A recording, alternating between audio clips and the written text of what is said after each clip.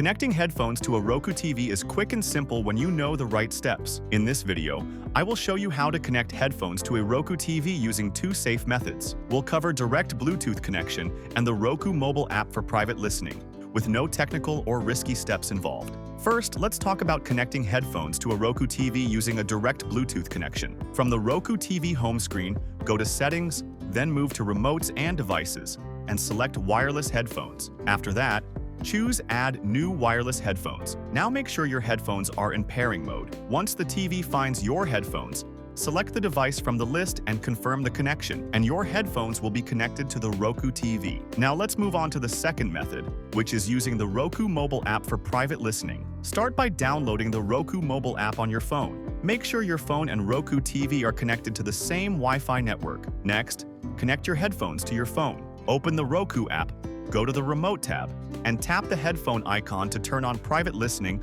so the sound plays through your headphones. Now let's go over some simple troubleshooting steps you can try at home if something is not working. If your headphones are not appearing on the Roku TV, check if they are connected to another device and disconnect them first. Make sure pairing mode is turned on, because the TV will not find the headphones without it.